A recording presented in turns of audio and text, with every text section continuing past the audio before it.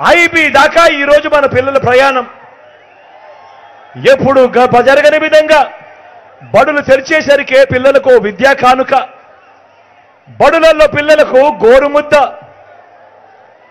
పిల్లల చదువులకు తల్లులను ప్రోత్సహిస్తూ గతంలో ఎప్పుడు చూడని విధంగా ఆ తల్లులకు ఓ అమ్మఒడి, పెద్ద చదువుల్లో కూడా విప్లవాలను తీసుకొని వస్తూ పెద్ద చదువుల కోసం ఏ తల్లి ఏ తండ్రి ఇబ్బంది పడకుండా పూర్తి ఫీజులతో ఆ పిల్లల కోసం అండగా నిలబడుతూ పూర్తి ఫీజులు కడుతూ ఓ జగనన్న వసతి దీవెన.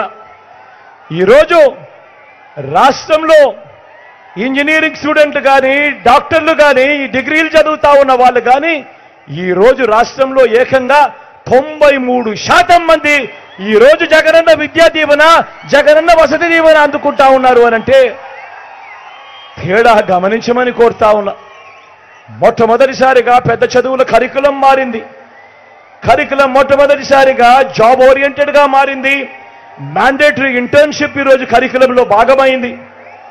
ఇంటర్నేషనల్ కోర్సులు హార్వర్డ్, ఎల్ఎస్సి, ఎంఐటి, స్టాన్ఫోర్డ్ లాంటి యూనివర్సిటీల కోర్సులు ఈరోజు ఆన్లైన్లో వాళ్ళ చేత సర్టిఫికెట్లు ఇస్తూ ఈరోజు మన డిగ్రీలతో ఈరోజు అనుసంధానమైంది.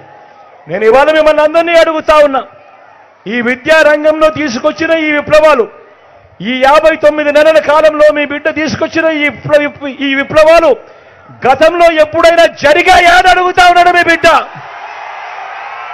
జరిగాయా అన్నా? జరిగాయా తమ్ముడు? అక్క జరిగాయా?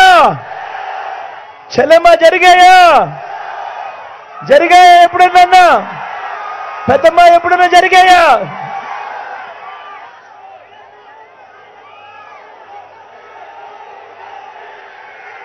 అక్క చెల్లెమ్మలను, నా అక్క చెల్లెమ్మలను వాళ్ళ కాళ్ళ మీద వాళ్ళు నిలబడాలని, నా అక్క చెల్లెమ్మలకు బతుకులు బాగుండాలని, నా అక్క చెల్లెమ్మల కోసం తప్పిస్తూ మహిళా సాధికారతకు అర్థం చెబుతూ నా అక్క చెల్లెమ్మలకు ఆశర, నా అక్క చెల్లెమ్మలకు 0 వడ్డీ, నా అక్క చెల్లెమ్మలకు చేయూత, నా అక్క చెల్లెమ్మలకు కాపు నేస్తం, నా అక్క చెల్లెమ్మలకు ఓ ఈబీసీ నేస్తం, నా అక్క చెల్లెమ్మల పేరిటే ఏకంగా 31 లక్షల ఇళ్ల పట్టాలు వాళ్ళ పేరుతో రిజిస్ట్రేషన్.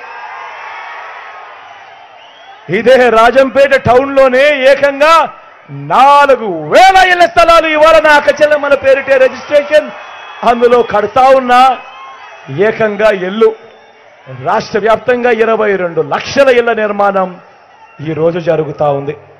నేను అడుగుతా ఉన్నా, ఇక్కడ ఉన్న నా ప్రతి అన్నను అడుగుతా ఉన్నాను, నా ప్రతి తమ్ముడిని అడుగుతా ఉన్నాను, నా అక్క చెల్లెమ్మల్ని అడుగుతా ఉన్నా, ఇలా అక్క చెల్లెమ్మల మీద ఇంత ధ్యాస పెట్టిన ప్రభుత్వం గతంలో ఎప్పుడైనా ఉందా? ఎటువంటి పథకాలు ఎప్పుడైనా ఉన్నాయా అని అడుగుతా ఉన్నాడు మీ బిడ్డ.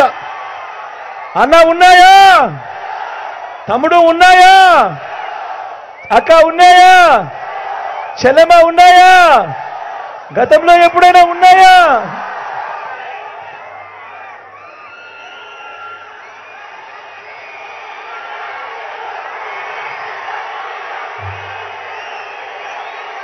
గతంలో ఎప్పుడు చూడని విధంగా ఎప్పుడూ జరగని విధంగా మొట్టమొదటిసారిగా రైతన్నలకు పెట్టుబడికి సహాయంగా ఆ రైతన్నలకు రైతు భరోసా మొట్టమొదటిసారిగా జరిగింది. ఆ రైతన్నలకు తోడుగా ఆ రైతన్నలకు ఒక ఉచిత పంటల బీమా, ఆ రైతన్నలకు అండగా సీజన్ ముగిసేలోగానే మొట్టమొదటిసారిగా రైతన్నలకు ఇన్పుట్ సబ్సిడీ ఇచ్చే కార్యక్రమం. పగటి పూటే 9 గంటలు ఆ రైతన్నలకు నాణ్యమైన ఉచిత విద్యుత్, రైతన్నను చెయ్యి పట్టుకొని నడిపిస్తూ గ్రామంలోనే రైతన్నకు అండగా ఓ రైతు భరోసా కేంద్రం. నేను అడుగుతా ఉన్నా, ఇన్నిన్ని విప్లవాలు రైతన్నలకు సంబంధించిన ఇన్నిన్ని విప్లవాలు గతంలో ఎప్పుడైనా జరిగాయా అని అడుగుతా ఉన్నాడు మీ బిడ్డ. అన్న జరిగాయా? తమ్ముడు జరిగాయా? జరిగాయాక? జరిగాయా అమ్మా? గతంలో ఎప్పుడూ కూడా జరగని విధంగా స్వయం ఉపాధి రంగానికి అండగా ఉంటూ ఆటోలు, టాక్సీలు, డ్రైవర్లు నడుపుకుంటా ఉన్న వాళ్ళందరికీ కూడా వాహన మిత్ర. మొట్టమొదటిగా స్వయం ఉపాధికి తోడుగా ఉంటూ నేతన్నలకు నేతన్న నేస్తం, మత్స్యకారులకు మత్స్యకార భరోసా, తోడు చేదోడుతో శ్రమజీవులకు అండగా, లాయర్లకు కూడా లానేస్తాం. ఇంతగా స్వయం ఉపాధి రంగానికి ఇన్నిన్ని స్కీములు పెట్టి తోడుగా ఉన్న ప్రభుత్వం గతంలో ఎప్పుడైనా ఉన్నదా అని అడుగుతా ఉన్నాడు మీ బిడ్డ. ఇన్నిన్ని పథకాలు ఎప్పుడైనా ఉన్నాయా అని అడుగుతా ఉన్నాడు మీ బిడ్డ. ఉన్నాయా అన్నా? ఉన్నాయా తమ్ముడు? పేదవాడి ఆరోగ్యానికి భరోసా. ఏ పేదవాడు వైద్యం కోసం అప్పుల పాలయ్యే పరిస్థితి రాకూడదు అని ఆ పేదవాడికి అండగా ఉంటూ మొట్టమొదటిసారిగా ఓ విస్తరించిన ఏకంగా 25 లక్షల దాకా ఉచితంగా ఆరోగ్యశ్రీ. ఒక్క ఆరోగ్యశ్రీయే కాకుండా ఆ పేదవాడు ఆపరేషన్ చేయించుకుంటే ఆ రెస్ట్ పీరియడ్లో కూడా పేదవాడికి తోడుగా ఓ ఆరోగ్య ఆసరా. ఈ ఆరోగ్య ఆసరా, ఆరోగ్యశ్రీయే కాకుండా గ్రామంలోనే ఆ పేదవాడికి ఓ విలేజ్, గ్రామంలోనే ఆ పేదవాడికి విలేజ్ క్లినిక్, గ్రామంలోనే ఫ్యామిలీ డాక్టర్, పేదవాడి ఇంటి తలుపు తట్టుతూ ఆ పేదవాడికి గ్రామంలోనే మందులు ఇస్తూ వైద్యం చేస్తూ ఇంటికే వచ్చే ఓ ఆరోగ్య సురక్ష. నేను అడుగుతా ఉన్నా, పేదవాడి ఆరోగ్యం మీద ఇంతగా ధ్యాస పెట్టిన ప్రభుత్వం గతంలో ఎప్పుడైనా ఉన్నదా అని అడుగుతా ఉన్నాడు మీ బిడ్డ. ఆలోచన చేయమని అడుగుతా ఉన్నా. వీటి అన్నింటితో పాటు ఏ గ్రామానికి వెళ్ళినా కూడా 600 రకాల సేవలు అందిస్తా ఉన్న ఓ గ్రామ సచివాలయం, 60-70 ఇళ్లకు ఇంటికే వచ్చి సేవలు అందిస్తా ఉన్న ఓ వాలంటీర్ వ్యవస్థ, అవ్వ తాతలకు ఇంటికే వచ్చి పెన్షన్ ఇస్తున్నారు 3000 రూపాయలు ఇంటికే వచ్చి. ఇంటి వద్దకే రేషన్, ఇంటి వద్దకే పౌర సేవలు, ఇంటి వద్దకే లెక్కలు. నేను అడుగుతా ఉన్నా, అక్క చెల్లెమ్మలకు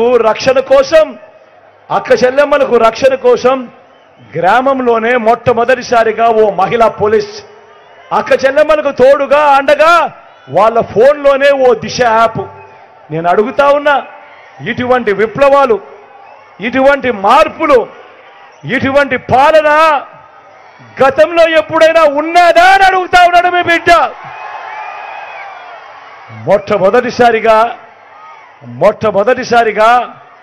లంచాలు లేకుండా, వివక్ష లేకుండా ఇంటి వద్దకే అందుతా ఉన్న పాలన గతంలో ఎప్పుడైనా ఉన్నదా అని అడుగుతా ఉన్నాడు మీ బిడ్డ.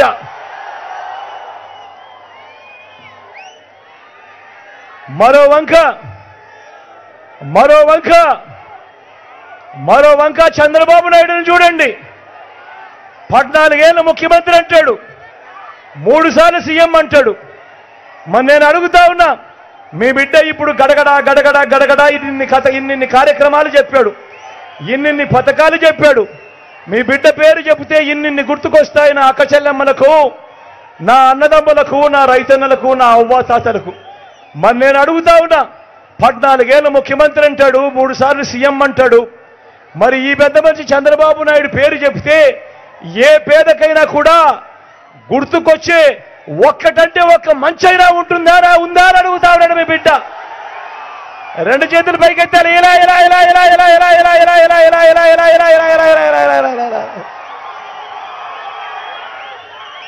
మరి 14